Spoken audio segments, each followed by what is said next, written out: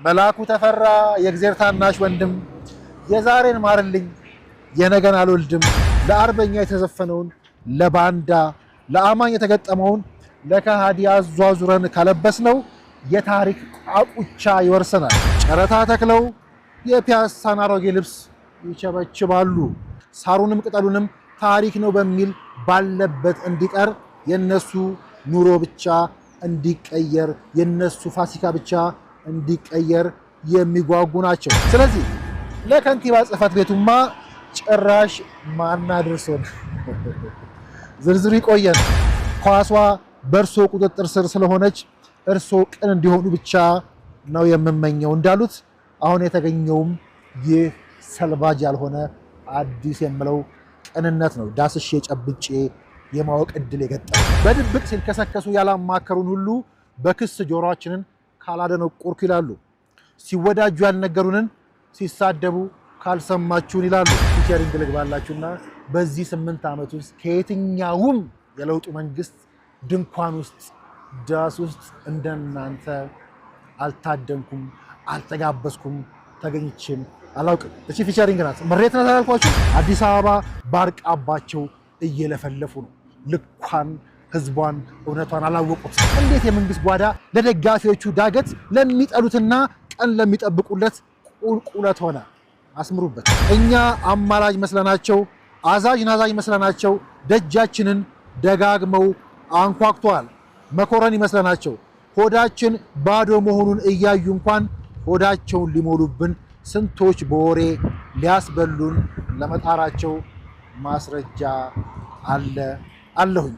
ውረድ እንውረድ አላዋጣንም፣ ፍና ከስቃይ አላዋጣንም፣ ሆብሎ ገድሎ መሞት ላይ ዳዳው ከእንግዲህ ብረት ገብስ ሆኗል ዕዳው። አዲሱ ትውልድ ሀሳብ ነው ሜዳው። ሰልባጅ ኪነት ሰልባጅ ጥበብ አራዳን እንደ ቦንዳ የፒያሳው ጨረታ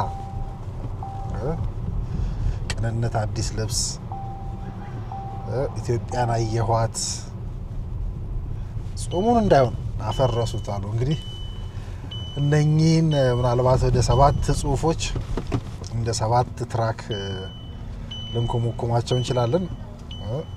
እንደ ጊዜያችን እየተንቀሳቀስን ነው። ችግሩ 2 በ2 ወይ ደግሞ 3 በ3 በሆነች ስቱዲዮ ውስጥ ወይ ደግሞ መቃሚያ ክፍል ውስጥ ቁጭ ብሎ ኢትዮጵያን ለማየት መሞከር አደጋው ብዙ ነውና እስኪ ለዛሬያዊ ጉዳዮች መልስ እንስጥ ወይ ብለን ስንነሳ ያው መልስ አይደለም፣ በርግጥ ግልጽ ማድረግ ነው። ምክንያቱም መናገር አይጠበቅብኝም። የኔና ቴዲ አፍሮ ያለን ግንኙነት ከዚህ በፊት በሰራነውም ስራ በሚቀጥለው መጽሐፍ ውስጥም ወደፊት በዝርዝር የምንሄድበት መሆኑ እንደተጠበቀ ሆኖ ግን እንዲሁ አጠቃላይ ኪነቱ ላይ አጠቃላይ ኪነ ጥበቡ ላይ አጠቃላይ ሰልባጅ ስል በመጠራው ኪነ ጥበብ ላይ አፈረሱት አሉ የሚለውን ጉዳያችንን እንግዲህ ዛሬ እናያለን። መንገድ ነው ያዝነው። እዚህ መንገዱ በመራልክ መቆሚያ ስናገኝ እነኚህን ጽሁፎች እየኮመኮምን እንቀጥላለን ማለት ነው።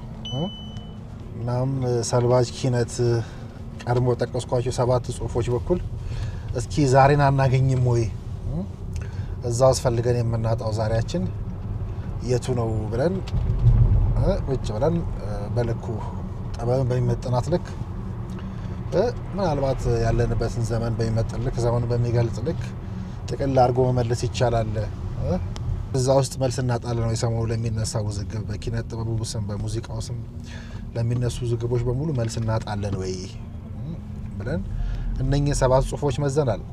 እንግዲህ መዳረሻዎቻችን እነኚህ የምንሄድባቸው ቦታዎች በምክንያት ናቸው። በሙሉ ሆን ብለን ነው።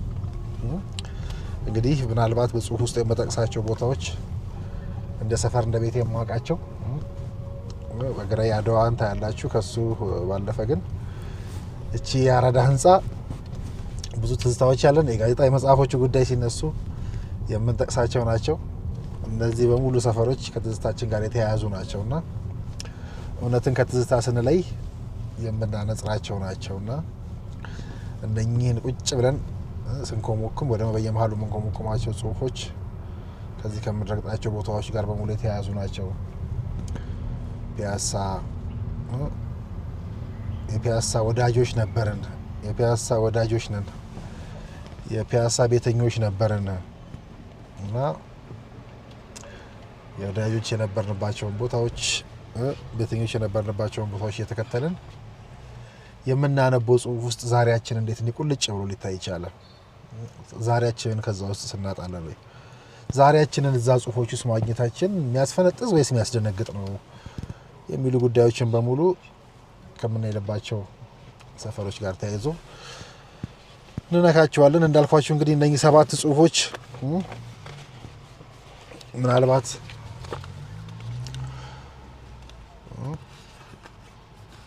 ሰልባጅ አፈረሱት አሉ። አንዱ እንግዲህ ሰልባጅ ኪነት ነው። ቅድም እንዳልኳችሁ አፈረሱት አሉ 2 አራዳን እንደ ቦንዳ የሚል ነው። የፒያሳ ጨረታ 3ኛው ጽሁፍ ነው። ቅንነት እንደ አዲስ ልብስ አለ።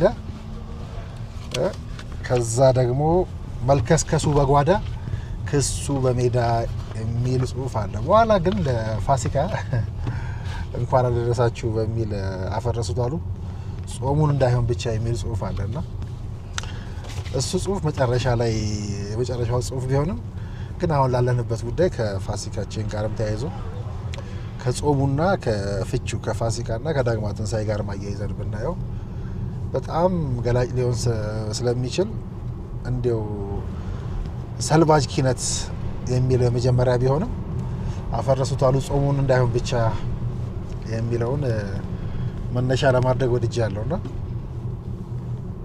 እሱን አስቀድመን የምንሰማው ጽሁፌ ነው ወይ ደግሞ አብረን በጋራ የምናነበው ጽሁፌ ነው። ያው ጽሁፉ የመቼ ነው የሚለውን ማልጠቅሰው ሆን ብዬ ነው። እንዴ የመቼ ይመስላችኋል እያልኩ ፕሮግራም እየሰራው እስኪ ሀሳባችሁን እንደ ጽሁፉን አንብበን እስክንጨርስ ወይ ፕሮግራሙ እስኪያልቅ አስጠብቄ ብናገር ደስ ይለኛል። የመቼ ይመስላችኋል ልትገምቱ ትችላላችሁ ወይ እያልኩ ጥያቄ በየመሃሉ ማከል ፈልጋለሁ። ግን ስንነሳም ጊዜን አርብቆ መነሳትም የራሱ ዋጋ ስላለው እንደዛም ልናደርግ እንችላለን እና ምንድነው እናደርግ የምንችለው የሚለው ራሱ እንግዲህ ጽሁፎቹ ይመሩናል። ያው መቼ ተጻፈ እንዴት ተጻፈ የሚለውንም ከይዘት ውስጥ በደንብ ማግኘት የምትችሉ ይመስለኛል።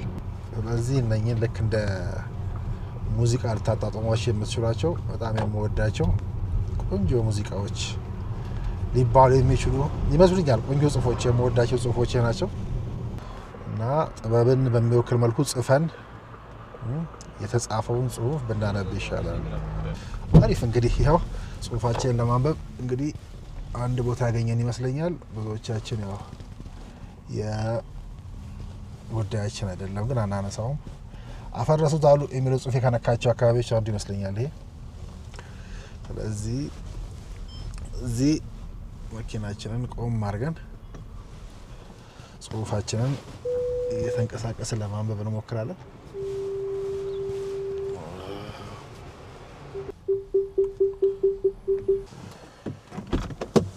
እንግዲህ አሁን አፈረሱት አሉ ሲባል አንዴ ተመላለስንባቸው ቦታዎች ላይ ነው ያለነው። የፈረሱት ቦታዎች ላይ የተረማመድን እስኪ በጥበብ ቋንቋ በሎጂክ እና በእውነት እንመረምራቸዋለን።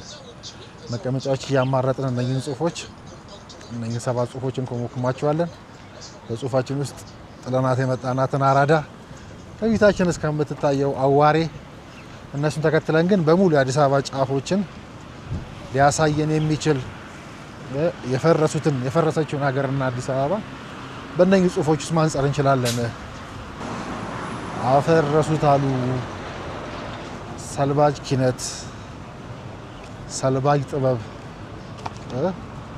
አራዳን እንደ ቦንዳ፣ የፒያሳ ጨረታ፣ አፈረሱት አሉ ጾሙን እንዳይሆን ብቻ፣ ሰላም ግቢ ኢትዮጵያ፣ መልከስከሱ በጓዳ ክሱ በሜዳ የሚሉ ጽሁፎቻችንን እንግዲህ እየተንቀሳቀስን እየኮመኮምን ነው።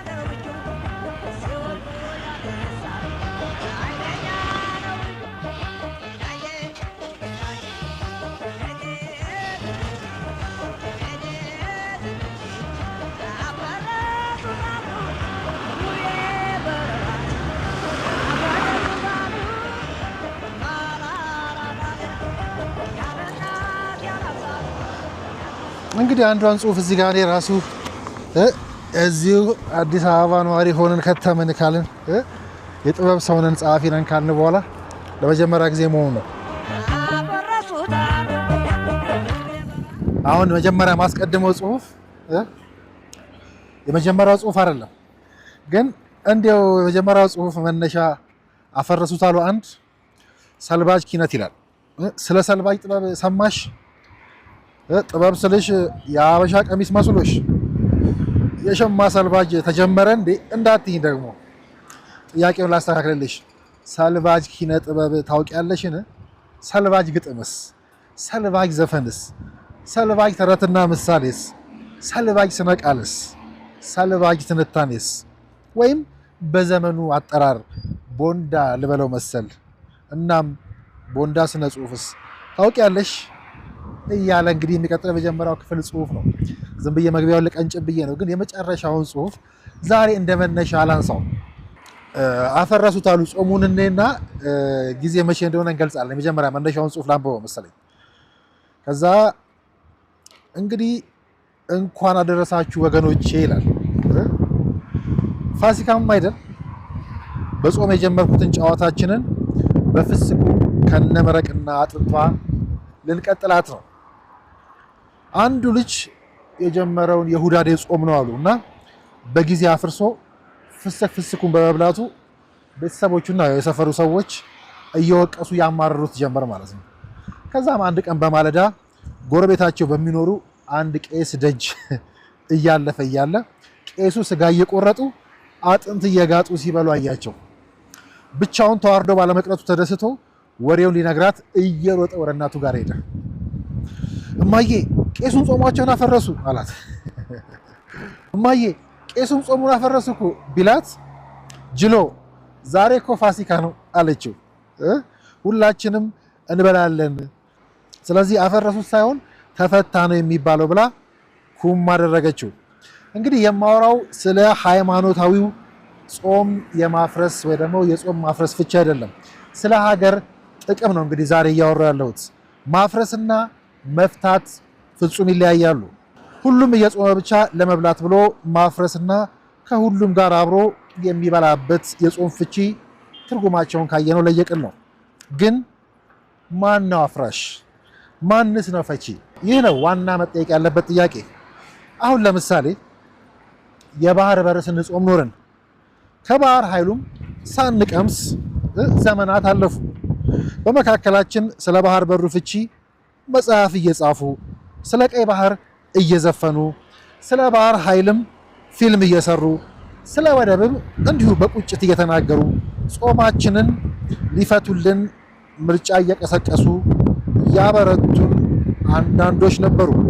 በእርግጥ የሀገሬውን ጾም አፍርሰው ቀይረው ዜግነት ለውጠው የሰው ባህር ሲበሉና ሲጠጡ የከረሙ ብዙዎች ነበሩ።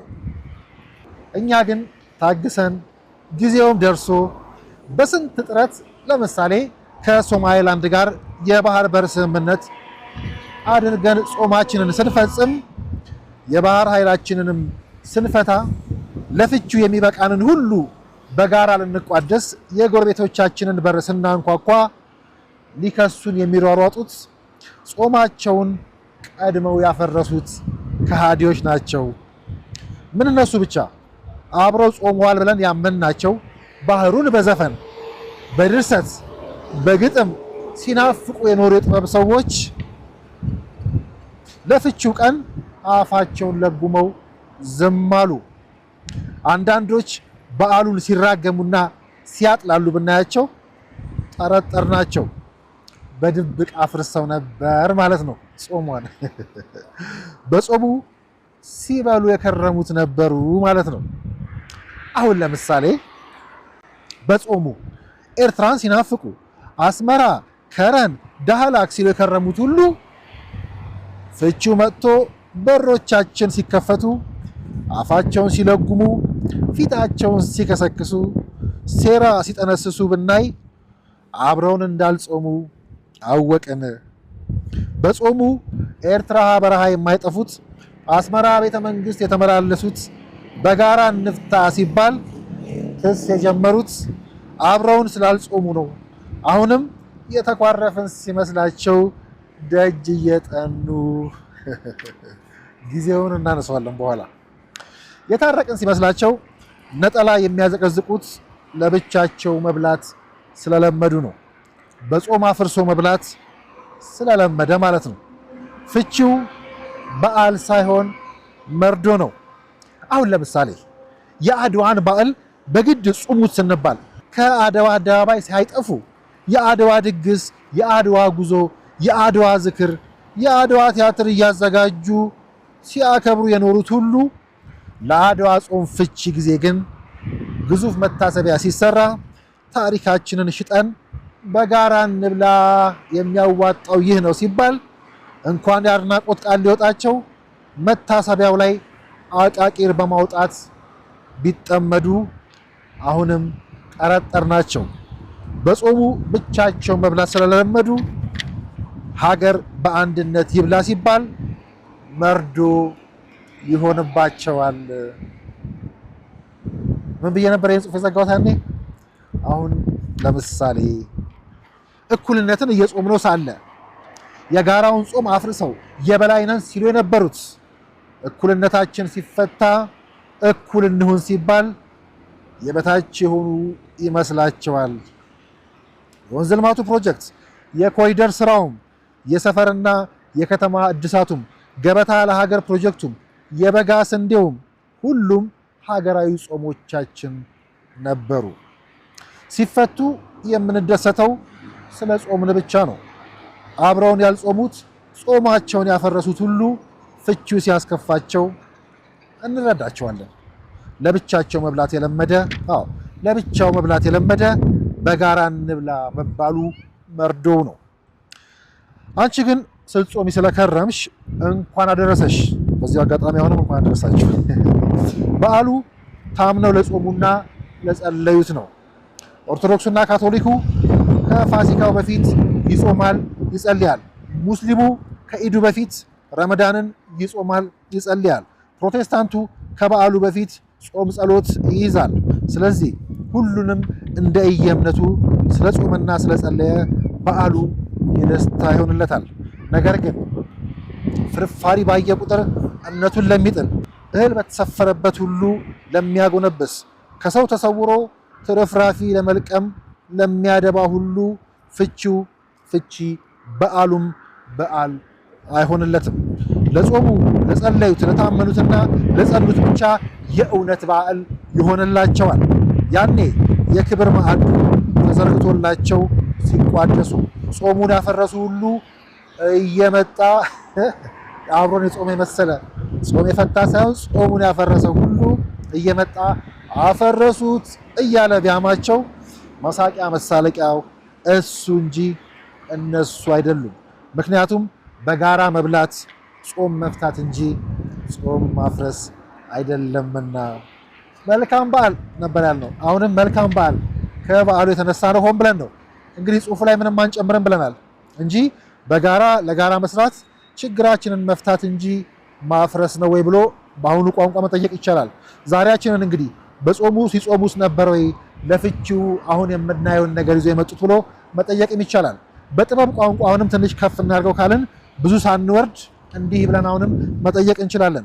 በተመሳሳይ ጊዜ ፋሲካን እየጠበቁ መምጣታቸው ፋሲካችንን ለኛ ብለው ወይስ ፋሲካችን ለነሱ ብቻ ፋሲካቸው ስለሆነ በምን እንደሚፈሰክ እያሰበ ለሚለፋው ህዝብ ሌላ የጾም ማራዘሚያ ጨለማ መስጠት የህዝብን ፍሰካ ወይ ደግሞ የህዝብን ፋሲካ ለግል ፋሲካ ማዋልስ ይሆን ወይ ብለን እንጠይቃለን። ግን ስነሳ እንዳልኳችሁ ከገመታችሁም ጥሩ ነው። ይህ ጽሑፍ የመቼ ይመስላችኋል ብዬ ነበረ። ካሜራማኖቼ ከማነበው ጽሑፍ ላይ ሊያሳያችሁ ይችላሉ። 5 ሜይ 2024 ይላል። ልክ የዛሬ ዓመት ማለት ነው አይደል? ከጽሁፉ ይዘት ደግሞ መቼ የተጻፈ ይመስላችኋል? ቅድም ስነሳም ብያለሁ። ይሄ ጽሁፍ ልክ ዛሬያችንን መምሰሉ እኔን አያኮራኝም፣ ያስደነግጠኛል። እና ልክ የዛሬ 2 ዓመት ለፋሲካ መጽሐፋችን ለፋሲካ መጽሐፉን አሁን ፕሪንት ሳደርግ ማየቴ ነው። ግን ዛሬያችንን ቁጭ ያኔ በመጻፌ አሁንም ደግሜ እነግራችኋለሁ፣ አልተኩራራውም፣ ደነገጥኩኝ፣ አዘንኩኝ እንጂ ማለት ነው። እና ካሜራዬ እንደሚያሳያችሁ ከኋላም እንደሚያሳያችሁ ስልኬ ላይ ምናልባት ሳይጀመር ሳይቀነስ ገና አልጨረስንም እንደተነበበ እንድታውቁ ሊንኩ ውስጥ ገብተን ሌሎች የቀደሙ ጽሁፎች በሙሉ ከዚህ ቀድሞ የተጻፉ ናቸው። ይሄኛው ሜይ ላይ ነው ብያችኋለሁ። ሊንኩን ማየት እንችላለን። እችን ጽሁፍ ለምሳሌ ከፍተን ብናይ 5 ሜይ 2024 ነው ይሄ ጽሁፍ የተጻፈው። አፈረሱት አሉ ጾሙን እንዳይሆን የሚለው ነው። ከዛ እንግዲህ ተጨማሪዎቹን ከዚህ የቀደሙትን ነው እንግዲህ አፈረሱት አሉ፣ ሰልቫጅ ኪነት፣ ሰልቫጅ ጥበብ የሚሉትን ጽሁፎች የምንቀጥላቸው እንደ ትራክ ሊኮመኮሙ የሚችሉ ናቸው።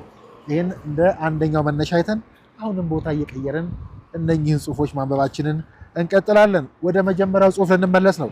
አፈረሱት አሉ አንድ ብለን ሰልቫጅ ኪነት ልንል ነው። ሰልቫጅ ጥበብ ሰማሽ ወይ ብለን እንቀጥላለን። ከሀሳብ ሜዳ ጋር ናችሁ፣ አብራችሁን ቆዩ። ልቀጥል ነው። አሁንም ይህንን ጽሁፍ ፌስቡክ ላይ ገብታችሁ ማየት ትችላላችሁ። 29 ኤፕሪል 2024 ላይ ነው የተጻፈው። ሰልቫጅ ኪነት ይላል። ስለ ሰልቫጅ ጥበብ ሰማሽ? ጥበብ ስል የሀገር ቀሚስ መስሎሽ የሸማ ሰልቫጅ ተጀመረ እንዴ እንዳትይ። ጥያቄው ላስተካክለው። አሁንም ሰልቫጅ ኪነት ታውቂያለሽ ወይ? ሰልቫጅ ኪነ ጥበብ ታውቂያለሽ ወይ? ሰልቫጅ ግጥምስ? ሰልቫጅ ዘፈንስ?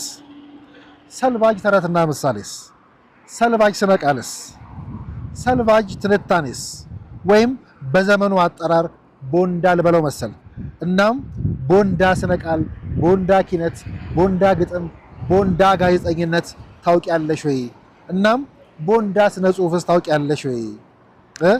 ጠቢቡ እንግዲህ ከፀሐይ በታች አዲስ ነገር የለም እንዳለው ሁሉ ሊቃውንቱም ታሪክ ራሱን ይደግማል እንዳሉት ዘመናትም ልብ ብለው ከታዘቧቸው ይመሳሰላሉ። ታዲያ ታሪክ ራሱን የሚደግመው ብቻውን አይደለም።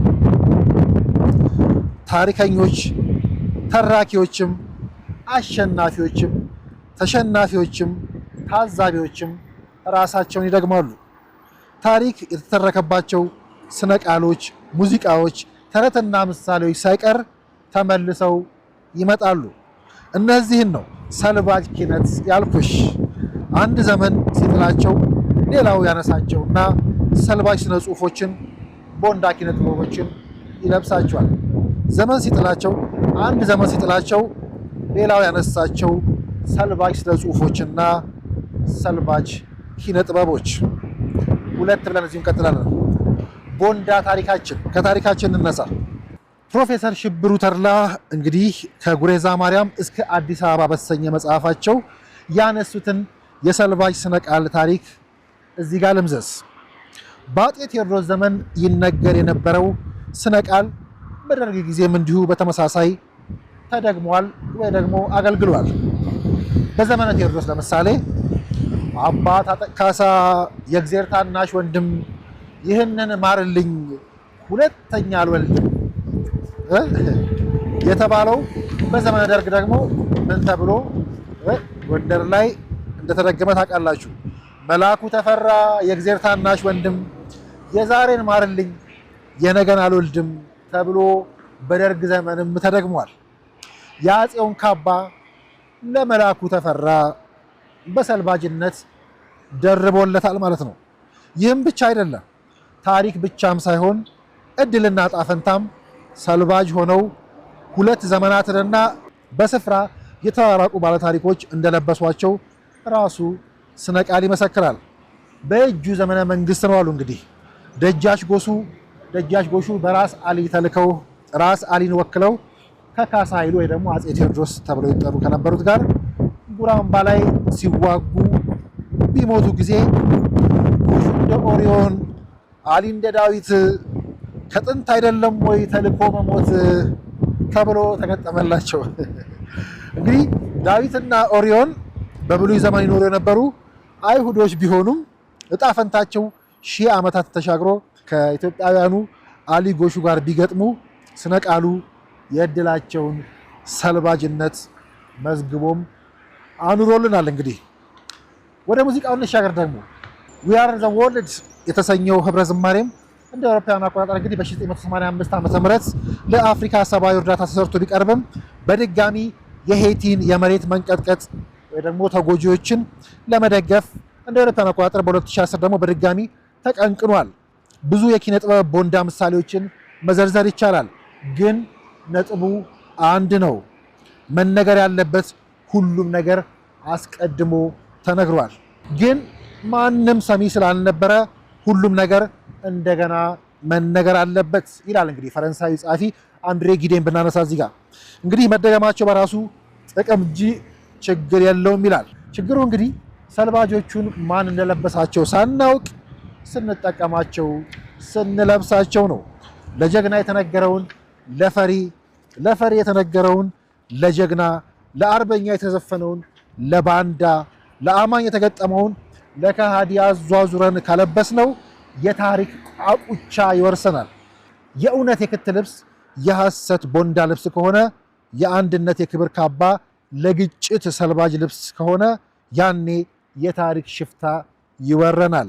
ገና አልጀመርኩም እቀጥላለሁ ብዬ ነው የምዘጋው። እንግዲህ ይሄ የመጀመሪያው ጽሁፌ ቅድም የሰማችሁት ሳይሆን ይሄኛው ነበረ። አፈረሱት አሉ ብለን አራዳን እንደ ቦንዳ ብለን ደግሞ ሌላኛውን ጽሁፍ መዘዝን። አሁንም እንቀጥል እላለሁ። የጀመርነው ጉዳይ አዲስ የሚመስል አሮጌ፣ ጣፋጭ የሚመስል መራር፣ ዘፈን የሚመስል ለቅሶ ነው። መሪር ሐዘን የሚንቆረቆርበት የቀደመው መንደርደሪያም ለዚሁ ነው።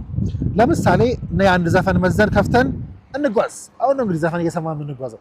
አራዳ አራዳ እያልን ከተማ መኮንንን ልንጠራ ነው። ከቴዲ አፍሮ በፊት ከተማ መኮንንን ወደ ኋላ ተጉዘን እየሰማን እያቀነቀንን ልንቀጥል ነው። እንግዲህ ይህን ሁሉ የምልሽ በአንድ ሙዚቃ ምክንያት ነው። እንግዲህ አፈረሱታሉ ሁሉ መነሻው ያኔው ታሪክም አፈረሱታሉ የሚለው ይህ የከተማ መኮንን ሙዚቃ ነው። እንግዲህ አሁንም ደራቢዎቹን ሰልባጆቹን እዚህ ጋር እንፈልጋቸው። ብዙዎቻችን የምንወደው ከተማ መኮንን አራዳ በሚል የተጫወተው ዘፈን ታዲያ ከሰሞኑ በየቦንዳ ቤቱ ስትሸጥ ከርማለች። ከቨር ሙዚቃ መስራት ብርቅ ያልሆነበት ዘመን በመሆኑ ድጋሚ በሌላ ዘፋኝ ተሰርታ የተለቀቀች እንዳይመስልሽ። በምን እድሏ ከተማ መኮንን የተጫወታት ሙዚቃ ራሷ ናት ድጋሚ የተለቀቀችው። ሙሉ ዘፈኑ ሳይሆን ሁለት መስመር ግጥሟን እናስከትል። አፈረሱታሉ ውቤ በረሃን፣ አፈረሱታሉ መሃል አራዳን፣ ያለ እናት ያለ አባት ያሳደገኝን። እንግዲህ ከላይ እንደዘረዘርኩልሽ ከሆነ ግጥሟን ዳግም የሚያስለብሰን ዘመን መጥቷል ማለት ነው። አዎ ይህ ያለንበት ዘመን ዘፈኗ ከወጣችበት ጊዜ ጋር ተመሳስሏል ማለት ነው። ያኔ ደጃቹቤን እንዳፈረሱት፣ ያኔ መሃል አራዳን እንዳፈረሱት፣ አሁንም ደጃቹቤን የሚያፈርሱ መጥተዋል ማለት ነው። ታዲያ ያኔ ፈርሰው ከነበረ አራዳንም ሆነ ደጃቹቤን እንዴት እኛ ዘመን ላይ ደርሰው አገኘናቸው? ከተማ ፈረሳቸው ካለ እንዴት ዛሬ እኛ ዘመን ላይ ደርሰው ፈረሱ አልናቸው? እንዴት በታሪክ መፍረሳቸውን እንዳነበብነው እንደ ትሮይ ተረት ሆነው አልቀሩም ያኔው? እንዴትስ እኛ በዚህ ዘመን ላይ ደረስንባቸው? እንዴት በእነ ስብሐት መጽሐፍ ባነበብናቸው ቁመት በእነ አስናቀችና ሜሪ ክራር በሰማናቸው ወርድና ልክ አየናቸው? አልፈረሱም ነበር ማለት ነው። ታዲያ ከተማ መኮንን ስለምን መፍረስ ነው የዘፈነው? መልሱን ለመስማት መጽሐፍ ማገላበጥ፣ አዋቂ ማጠያየቅ፣ ብዙ መልፋት አያስፈልግም።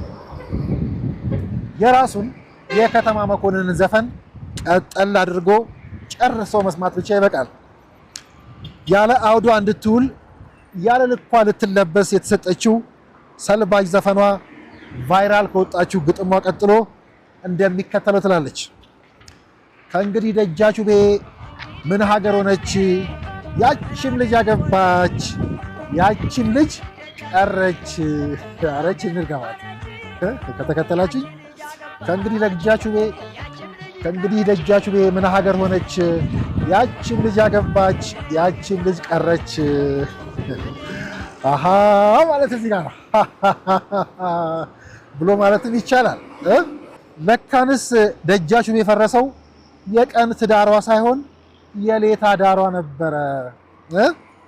እድሜ ልክ ያዳምቁኛል ያለቻቸው ልጃገረዶች ቤታቸውን ሰርተው አግብተው ሲቀሩ አጫፋሪ ወጣቶቿ አንድ በአንድ በጋብቻ ሲታሰሩ እሷ ብቻዋን ቀርታ ነበር ለካ ፈረሰች የተባለችው። ከተማ የነገረን የደጃችሁ ቤና የመሃል አራዳ የመፍረስ ታሪክ እንግዲህ ይህ ነው። በዘመነ ደርግ ሰዓት እላፊ ታወጀ፣ ማምሸት ቀረ። ሌላው ቀርቶ የዘፈኑለት እነ ከተማም ወደየቤታቸው በጊዜ ከተቱ። ሁሉም ግሮሰሪ ማምሸቱን እየተወ ቤቱን ማሞቅ ጀመረ። ይህን ጊዜ የደጃችሁ ቤ የሌሊት ዳንኪራ ረገብ አለ። መሃል አራዳ በጊዜ መተኛት ጀመረች። ራስሽን ቀይሪ ታደሺ ተባለች። የሌሊት ጭፈራሽን ቀንሰሽ ለቀን ቤትሽ ስሪ ተባለች። ከተማ የነገረን የደጃችሁ ቤና የመሃል አራዳ የመፍረስ ታሪክ ይህ ነው። በዘመነ ደርግ ሰዓት እላፊ ታወጀ፣ ማምሸት ቀረ። ሌላው ቀርቶ የዘፈኑላት እነ ከተማም ወደ የቤታቸው በጊዜ ከተቱ። ሁሉም ግሮሰሪ ማምሸቱን እየተወ ቤቱን ማሞቅ ጀመረ። ይህን ጊዜ የደጃችሁ ቤ የሌሊት ዳንኪራ ረገብ አለ። መሃል አራዳ በጊዜ መተኛት ጀመረች። ራስሽን ቀይሪ ታደሺ ተባለች። የሌሊት ጭፈራሽን ቀንሰሽ ለቀንሽ ቤት ስሪ ተባለች። ይሄ ነው መፍረስ ተብሎ በከተማ መኮንን የተዘፈነለት። ታዲያ ዘፈኗም ዳግም ሰልባጅ አድርገው ሰቅለው የሚሸጧት ሁሉ መፍረሷ ለመታደስ እንጂ ለመውደም እንዳልሆነ መመስከራቸውን ያውቁ ይሆን? ምን አለባቸው?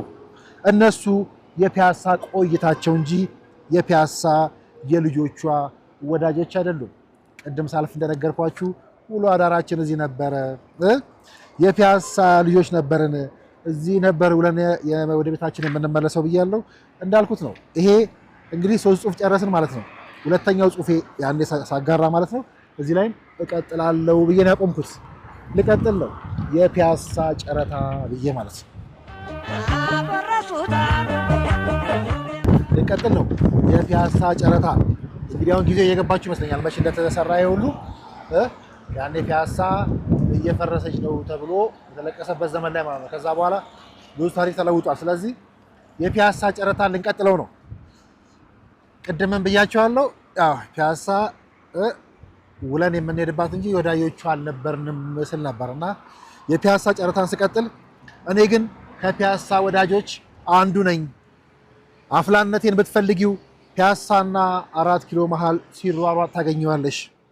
ጋዜጣ እየገዛሁ ያነበብኩበት፣ መጽሐፍና መጽሔት እየተዋስኩ የዕድሜ ዘመን ጓደኞች ያፈራሁበት፣ ከልብ ወዳጆቼ ጋር ማኪያቶ እየጠጣው የተወያየሁበትና የተከራከርኩበት፣ የሰራሁበትና የተዝናናሁበት ቦታም ነው። አንድ እርምጃ ብራመድ ሺህ ትዝታ የሚያደናቅፈኝ ሰፈሬ ነው ፒያሳ። ትዝታዎቼ ሁሉ ዘለዓለም ጫፋቸው ሳይነካ ለዘላለም ቢቆዩልኝና አልፎ አልፎ እየሄድኩ ብቆዝምባቸው ምንኛ ደስ ባለኝ ነበረ። ግን ለትውስታ ማሰብና ለፒያሳ ማሰብ ፈጽሞ ይለያያሉ። የሚገደኝ እኔ የምፈልገው ሳይሆን የሚያስፈልገው ነው። ፒያሳ ተቀባይና አስተናጋጅ ናት፣ እኔንም ሌሎችንም። ለራሷ ግን አታውቅም። ብሉልኝ ጠጡልኝ፣ ሁሌ ድግስና ዳንኪራ ነው። ቆጥባ ለራሷ ቤት መስራት አታውቅበትም። የሚረግጣት የተራማጅ መዓት፣ የአላፊ መዓት ቋሚ ግን የላትም። አላፊ አግዳሚ፣ አላፊ ወራጁ፣ ውሎ ሀያጁ ብዙ ቢሆንም ቋሚ ግን የላትም። ቋሚዋ የተሰራው ለወጪ ወራጁ ነው። አያምም። ቋሚዋ የተሰራው ለቋሚ ወራጁ ነው። ቀን እንግዳ ሌት እንግዳ ናት። እንግዶቿም ገንቢዎቿም ሳይሆኑ የዳንኪራ አጃቢዎቿ፣ ግፋ ቢልም የቀን ገቢዎቿ ናቸው። ከላይ ከላይ እንግዳ ታበዛለች። እንግዳ የሚያበዛ ደግሞ ቤቱን ከመሰረቱ ለመስራት ጊዜ የለውም። ስለዚህ አንድ ዘመን የተሰራውን በጌጣጌጥ ማብለጭለጭ ነው። አዲስ እንደ መስራት የነበረውን እየወለወሉ በቅርስ ማዕረግ መጠበቅ ነው። የአንድ ወቅት የከተማው ሽፍታ የነበረችው ፒያሳ ድሮ ላይ እንድትቀር ያደረጓት እኚሁ እንግዶቿ ናቸው። እነሱ ነገን የሚያስንቅ በሴኪሪቲ የሚጠበቅ ቅንጡ መንደር ውስጥ እየኖሩ ሲናፍቃቸው ብቅ ብለው ያዩዋትና ይመለሳሉ።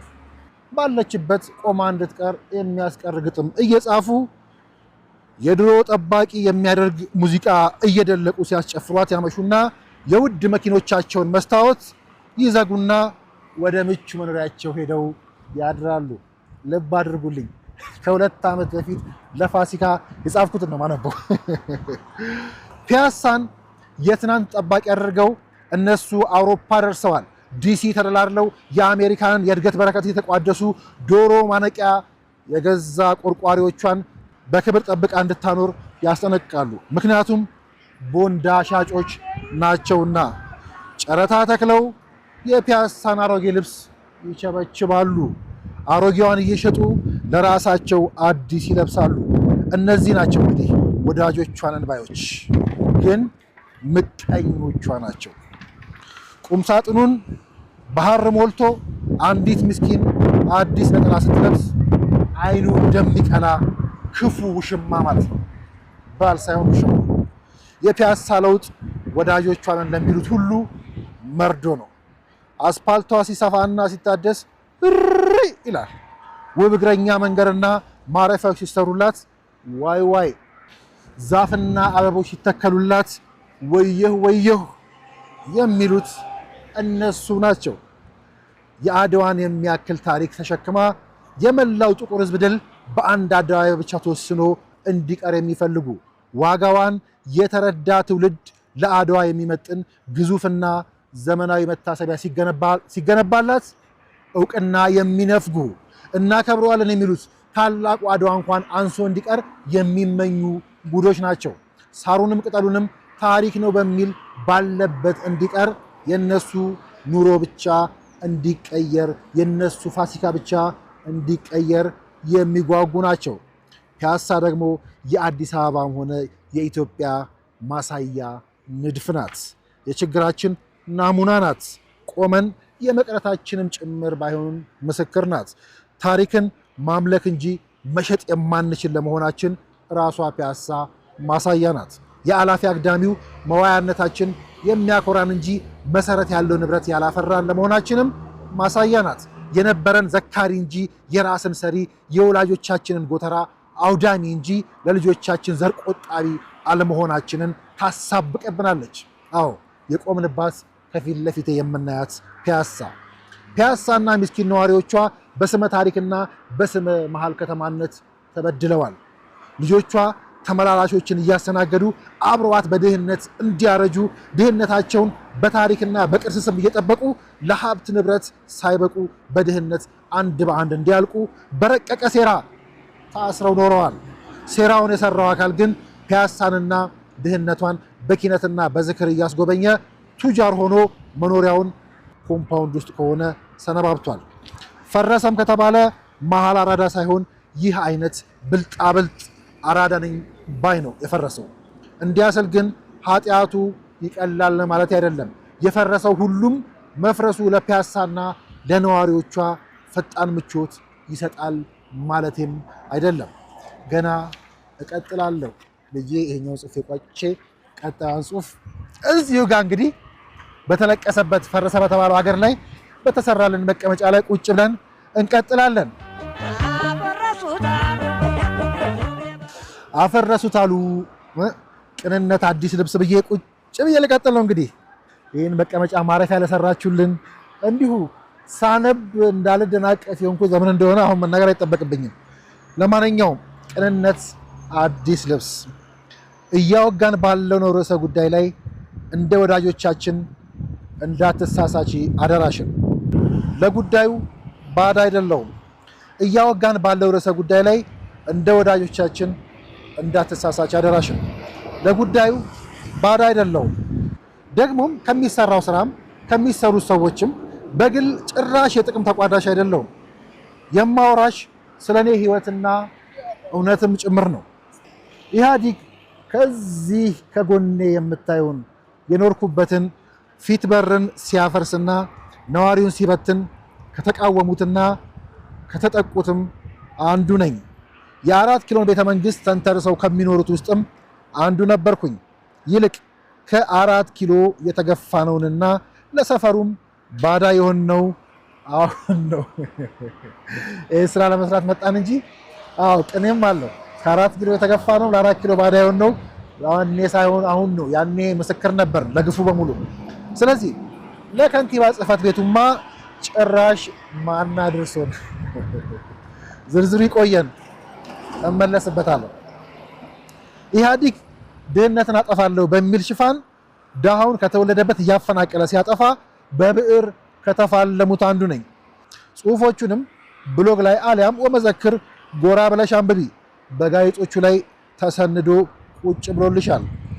የቤተ መንግስት ደጃፍ ግፎች፣ ወያኔ ሐራም፣ በድሃ ስም የተሰሩ የሀብታም መኖሪያዎች ወዘተ የሚሉ በእነዚህ ጉዳዮች ላይ ብቻ ያተኮሩ አደባባይ ላይ በፎቶዬ በስሜ ጋዜጣ ላይ ጻፏቸውን ማየት ይቻላል።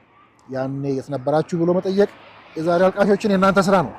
እንቀጥል። ህይወቴን ነው እያወራሁ ያለሁት።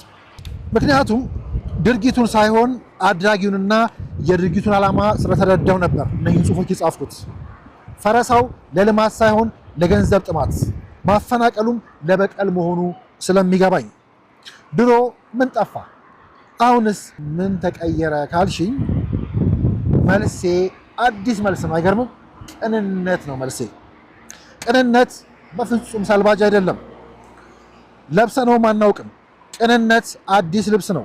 ያንን አዲስ ልብስ የለበሰ መሪ ማየቴ ነው አዲሱ ነገር።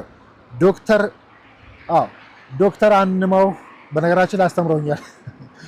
ዶክተር አንማው አንተነህ አቶ መለስ ዜናዊን ኳሷ በእርሶ ቁጥጥር ስር ስለሆነች እርሶ ቅን እንዲሆኑ ብቻ ነው የምመኘው እንዳሉት አሁን የተገኘውም ይህ ሰልባጅ ያልሆነ አዲስ የምለው ቅንነት ነው። ዳስሼ ጨብጬ የማወቅ እድል የገጠመኝ ምስክር ጥራ ካልሽኝ የፒያሳና የ4 ኪሎን አብሮ አደግ አዋሬን ያው ወረድ ብለሽ ጠይቃት።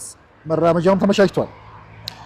አፈረሱት ብላ ያልዘፈነችውን አቧሬን የፈረሰ ቤት ውስጥ የወደቁ አዛውንት አያቶችሽ ቤት በየክረምቱ እያፈሰሰ የታደሰላቸውን መራቂ ባራኪ እናቶችሽን ጠይቂ።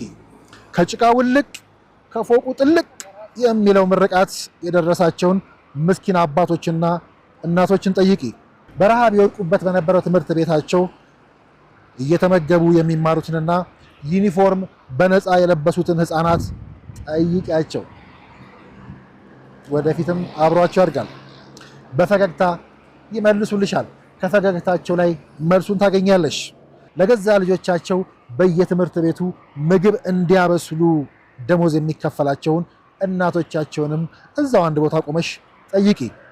አይሱዙ የሚያጎብጥ እንጨት አይሱዙ መኪና እንኳን የሚያጎብጥ እንጨት በጀርባቸው አዝለው እንጦጦ ጋር ይወጡ የነበሩ እናቶችን አዲሱ ስራ ቦታቸው ድረስ ሄደሽ ጠይቂ። ከወዛቸው፣ ከድምፃቸው፣ ከምርቃታቸው እውነቱን ታገኛለሽ። በየሰፈሩ በተገነቡት የነፃ ምገባ ማዕከላት ራታቸውን በልተው የሚወጡትን ምስኪን አያቶችሽን ጠይቂ። እጆቻቸውን ወደ ሰማይ ዘርግተው ከምስጋና ጋር ይነግሩሻል። በሙሉ አይናቸው ማየት በሚፈሩት ቤተ መንግስት ጠቅላይ ሚኒስትሩ እያስተናገዳቸው፣ ቀዳማዊት እመቤት እያጋፈረቻቸው የገናና የፋሲካ ምሳ በክብር ተጋብዘው የሚወጡትን ምስኪኖች ጠይቂያቸው። አይገርምም? እኔም ከእናንተ ጋር እየተገረምኩ ነው። አሁን ለዚህኛው ፋሲካ የተነሳው ለቅሶ ከ2 ዓመት በፊት ከጻፍኩት ጽሁፍ ጋር እንዴት አንድና ያው ይሆናል? ክሳችን ልቀጥል። ከጽሁፉ ጋር ነኝ ዛሬ። በቤተ መንግስት ከሀገር መሪ ጋር አፍጥረው የሚወጡትን ጾመኛ ምንዱባን ጠይቂያቸው። ከእንባ ጋር እውነቱን ይነግሩሻል። ድሃና ድህነትን የሚለይ መሪ መኖሩን፣ ድህነትን የሚጠላ ድሃ የሚወድ መሪ መኖሩን፣ ከሁሉም በላይ ቅንነት መኖሩን እነኚሁ ያበስሩሻል። ፒያሳም ከፈራች ትጠይቅ። መስቀል አደባባይን ጎራ ብላ ትጠይቅ። እንጦጦን ቀና ብላ ትጠይቅ። ፊት በርን ወዳጅነትን ትጠይቅ። ቃሊቲን፣ ቦሌን፣ ሸጎሌን ትጠይቅ። ጫካንም ትጠይቅ። ነገዋን ይነግሯታል። ላይኛውንም ታችኛውንም ቤተ መንግስት ትጠይቃቸው። ሀብቷን በደንብ አድርገው ይነግሯታል።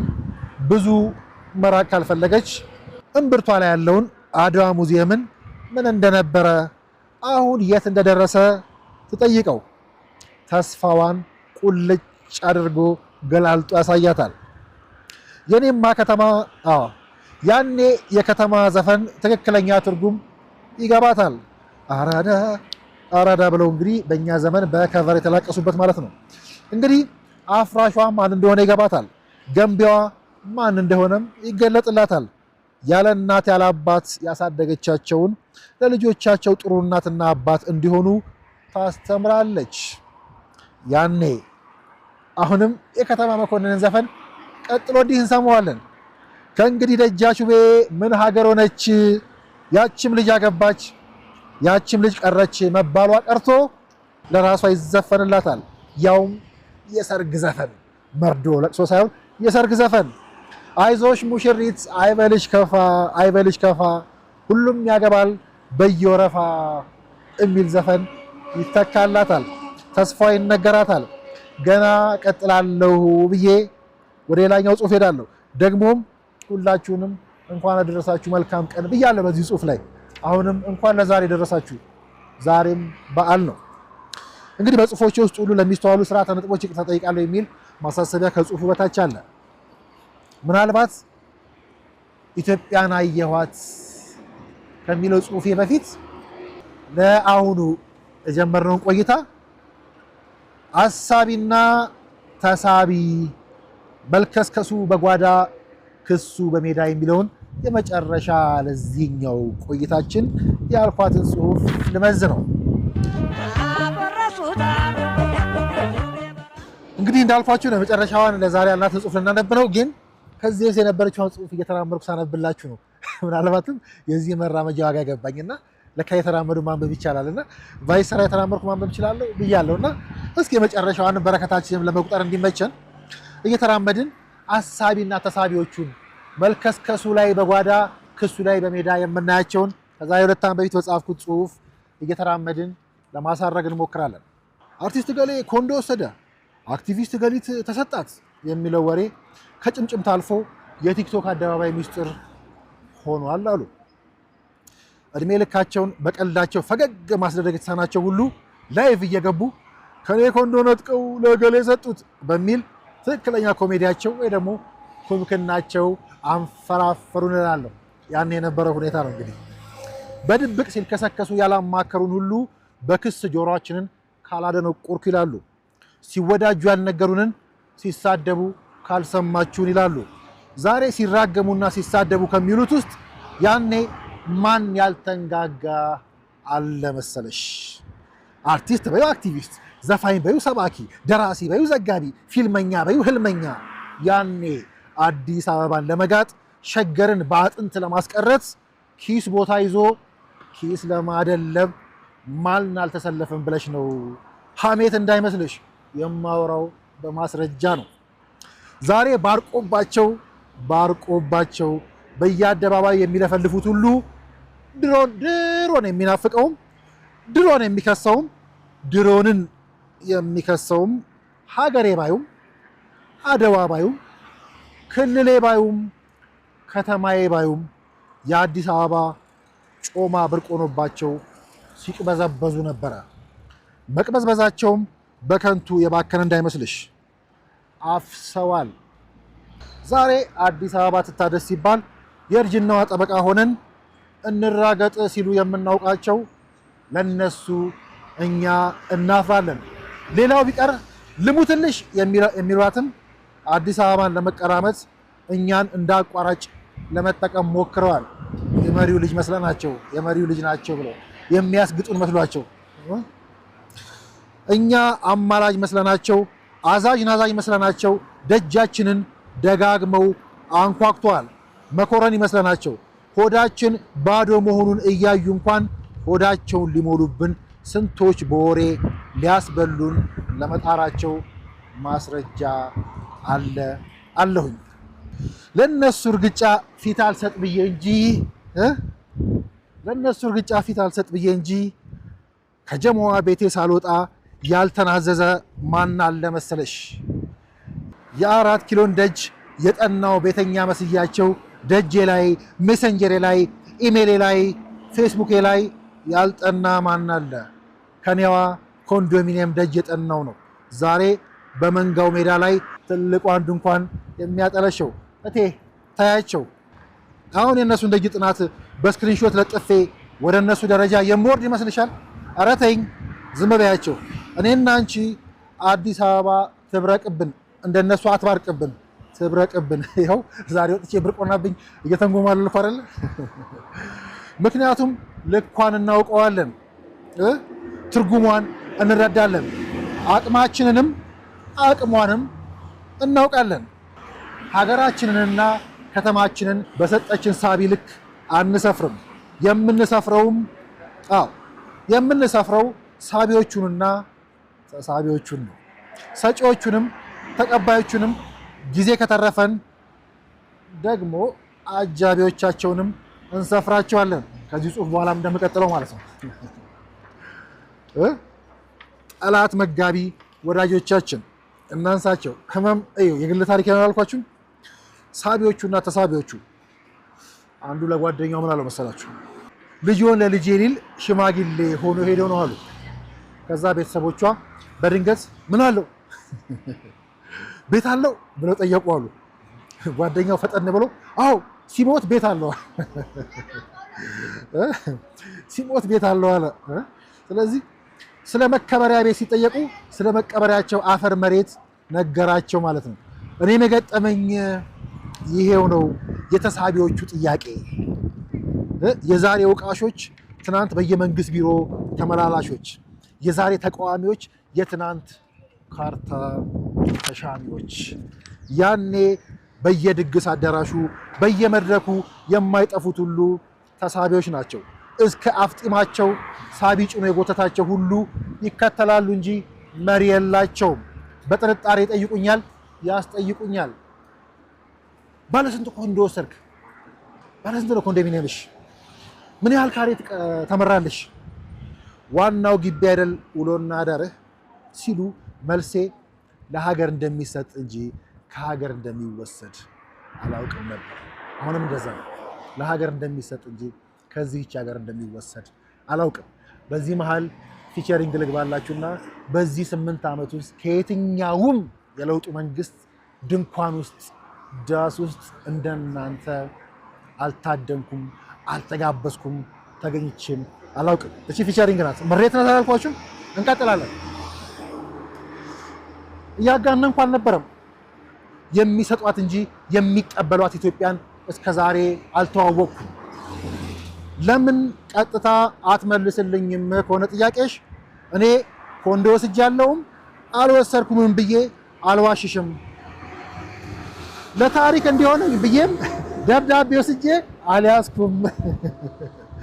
እንኳን ደብዳቤ ጋር ደጁስ ማን አድርሶኝ? እንኳን ደብዳቤው ጋር ደጁስ ማን አድርሶኝ? በየድግሱም አልታደምኩም። እስከ ቅርብ ጊዜ ድረስ ሳቢዎቹን አላውቃቸውም።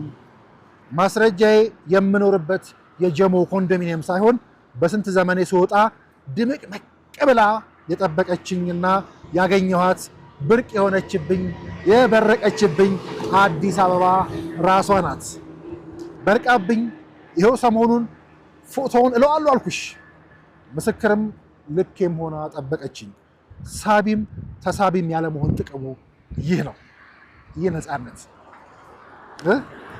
የሚገድሽ ጭነቱ ሳይሆን መንገዱ ነው። እንደኔና እንዳንቺ ልትበርቅባቸው የሚገቡ ከድግሱም ከጨረታውም የታደሙ ይሄው አጉል ባርቃባቸው ይቋምጣሉ፣ ይቀባጥራሉ፣ ይለፈልፋሉ። አይባርቅብሽ ጫካ ሆነው አያያዙን ባላወቁት ክላሽ የሚፈጁትና እዚህ አዲስ አበባ የባረቀባቸው ይበሻሸቃሉ እንጂ ያው ናቸው፣ አንድ ናቸው። አዲስ አበባ ባርቃባቸው እየለፈለፉ ነው። ልኳን ህዝቧን እውነቷን አላወቁትም። እሽቅድምድም የላይኛውን ዙፋን ቋምጦ የታችኛውን ዲቪዚዮን መንጋ መጋጋት፣ ላይ ስለ ሀገር እያሰቡ ቤተ መንግስት እያሰቡ ለታችኛው ዲቪዚዮን ማንጋጋት። የሚገርመው ነገር እነሱ ናቸው የመንግስትን ጓዳ ጎድጓዳ የበለጠ የሚያውቁት ቤተኞች። ስልካቸውን ብትከፍቺ በቁልምጫ በተጻፈ የባለስልጣን ስልክ ቁጥር የታጨቀ ነው። የ4 ኪሎ መንዲ ስንት ሩዝ እንዳለው ድብን አድርገው ይነግሩሻል። የፒያሳ እንጀራ ስንት አይን እንዳለው አብጠርጥረው የሚያውቁት እነሱ ናቸው። ምድረ የተመጋቢ ተሳዳቢዎች ዞረው እኛኑ ውሎና አዳራችሁ ግቢ ነው አይደል ይሉናል። እንዳልኩሽ ነው። ማን አቅምሰውን ጌታዬ፣ የራሳችን እውነታ እየተናገርን ያለ ነው።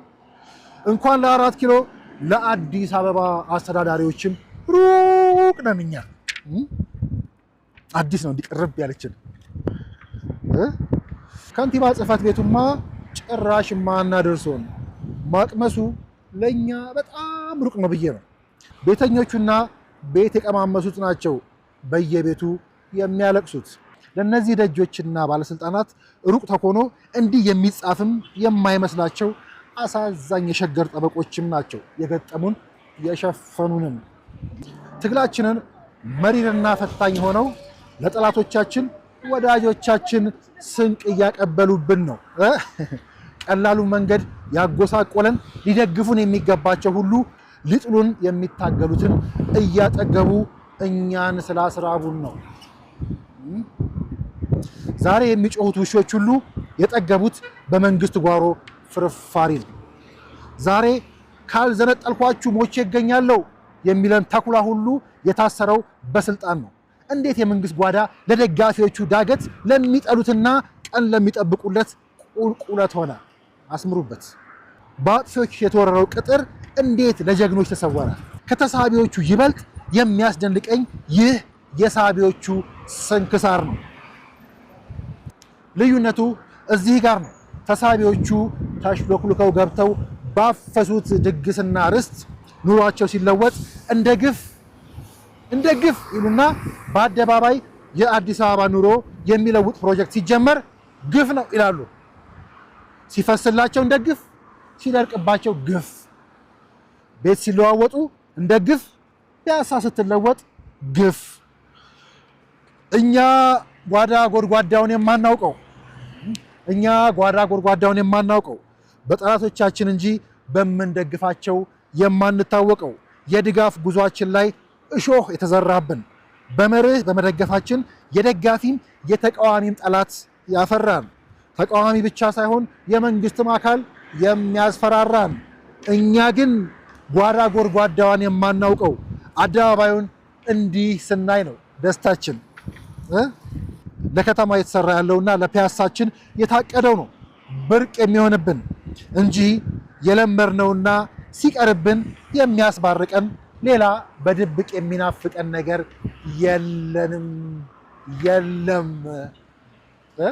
ልክ አንድ የተራመዱ እንዲህ ዘና ብዬ አንብቤበት ተራምጄበት አላውቅምና ለካ ለደራሲያንም ለማንበብም ለማሰላሰልም ይመቻል። እና እስኪ ቁጭ ብላችሁ ብታስቡበት ሰፋ ሰፋ ያለ ቦታ እንኳን ይኑር፣ ይሄ ፍግፍግ ያለ ነገር ምን ያደርጋል ሲላቸው አስታውሳለሁ። ጠቅላይ ሚኒስትሩ ራሳቸው አርቲስቶቹ ሰብስበው ማለት ነውና ለካ ይሄ ስላልገባቸው ከዛች ክፍል ስለማይወጡ ስለማያሰላስሉም ነው ያቺ የጠበበች አሰላስለው ሊሰፉበት የሚገባውን በረከት መረዳት ያልቻሉትና በዛው ልክ የጠበቡትና ይሄ ከ2 ዓመት በፊት የጻፍኩት ጽሁፍ ለዛሬያቸው ልክና ያው ሆኖ የተገኘው ሰላም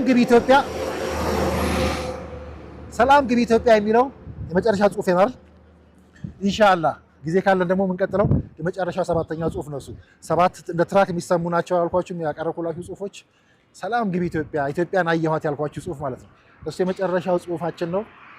ኢንሻአላህ ጊዜ ካለን እንደግመዋለን። ሰላም ሁኚ ኢትዮጵያዬ። ግን እላለሁ አሁን ምን መልስ አጣችሁ እዚህ ውስጥ? ዛሬ ምን አዲስ ነገር ሰማን? ሰማይ ይያዝልኝ፣ ምድር ይታረስልኝ፣ ያዙ ልቀቁኝ የሚያስብል አዲስ ነገር አለ ወይ? ዛሬ አዲስ ክስ አለ ወይ? አዲስ ሙዚቃ አለ ወይ? አዲስ መልስ አለ ወይ? የሚለውን ሁሉ ከዚህ ውስጥ ማግኘት ይቻላል። መናገር አያስፈልግም። እየተራመድን ነው፣ እያያችሁ ነው። እና እንዲያው መናገር አያስፈልግም። ትንሽ ሲናደዱ ሽጉጥ መምዘዝና ሲናደዱ ብዕር መምዘዝ፣ አሁንም ልክ እንደምናየው ሲናደዱ ማይክ ማንሳት አንድና ያው ናቸው፣ ልዩነት የላቸውም። ይሄም የጠቅላይ ሚኒስትሩ ምክር ነው። እኔም ከነዛ አንዱ ላለመሆን በጥንቃቄ የጻፍኩትን ማህበራዊ ሚዲያ ላይ ያጋራሁትን ፌስቡክ ላይ ገብታችሁ የምታገኙትን ዩቲዩብ ላይ ገብታችሁ የምታገኙትን 2 ዓመት ያለፈውን ለፋሲካ የተጻፈውን ጽሁፍ ጥበብንም ጥበበኝነትንም ሀገርንም ዛሬንም እንዲመጥን ብለን ያነበብነውን ነው። ስለዚህ ሰላም ግቢ ኢትዮጵያን እንመለስበታለን። ግን ሰላም ሁኚልኝ ሁሌም ኢትዮጵያ። ቻው።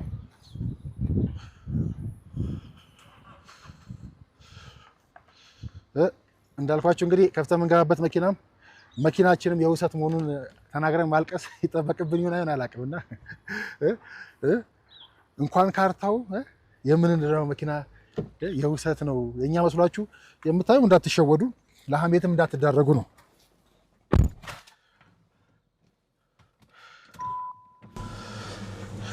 ለሐሜትም እንዳትዳረጉ እናንተኑ እንዳትቀሰፉ በመዋሸት ኃጢአታችሁ እንዳይበዛ እንንገራችሁ ብለን ነው። የምትማልሉም ካላችሁ እንደዛ አይደለምና ለሀገራችን በሚሆነው እንጂ ለኛ በሚሆነው አይደለም ደስታችን ለማለት ነው። በጣም ለአብሮነታችሁ አመሰግናለሁ። ሰላም ሁኑልኝ።